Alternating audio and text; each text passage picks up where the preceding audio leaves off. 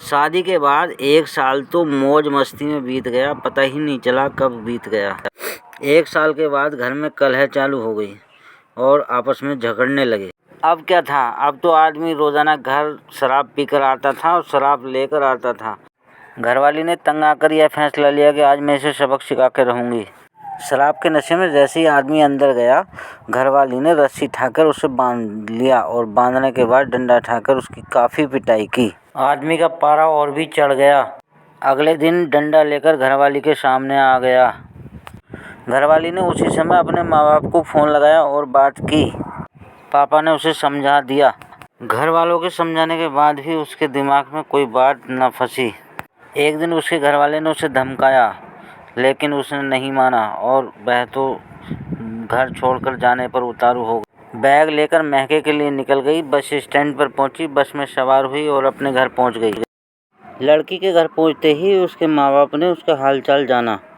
हालचाल जानने के बाद उसने कहा कि भाई अब इसके लिए मुकदमा डाल दो।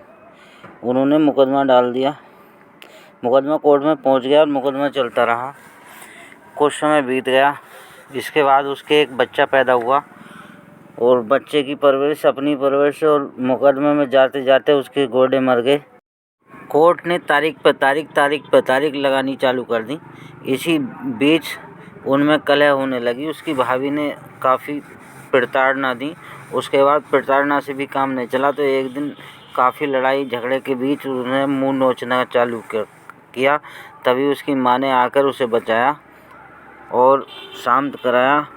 लेकिन इसी दौरान उसका दिल फट गया और वो कहने लगी कि मैं यहाँ नहीं रहूँगी, अपने घर वापस जाऊँगी। और ये ठानकर वह अपनी बच्ची को साथ लेकर पैदल ही घर से निकल पड़ी। काफ़ी टाइम चलने के बाद उन्हें रास्ते में प्यास लगी।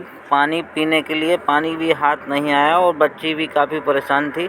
वह काफ़ी मुसीबत में फंसे हुए थे। एक व्यक्ति ने उनको पानी वानी पिलवाया और सांत्वना दी।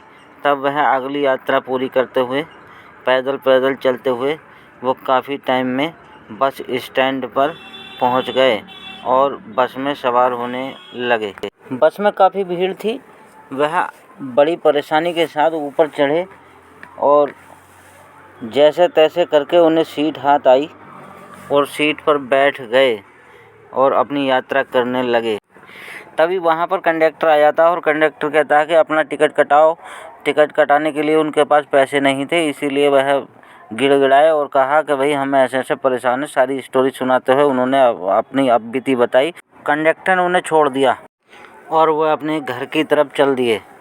कुछ समय चलते अपना जो घर पहुंच गए और घर जाने के बाद उन्होंने अपने पति से कहा कि मैं अपना मुकदमा वापस लेती हूं और मैं अब कोई मुकदमा नहीं चाहती और अब मुझे कबूल कर लो। उन्हें माफ़ी मांगी। सब काम करने के बाद उसके पति ने उसे माफ़ कर दिया। वह लड़की और उसकी माँ दोनों घर पहुंचते हैं। तभी देखते हैं कि उनका पति दरवाजे पे है और उनसे वो क्षमा याचना मांगते हैं। क्षमा याचना के बाद वो कहते हैं कि अपना मुकदमा हम वापस ले लेंगे, हमें घर में रहने दो।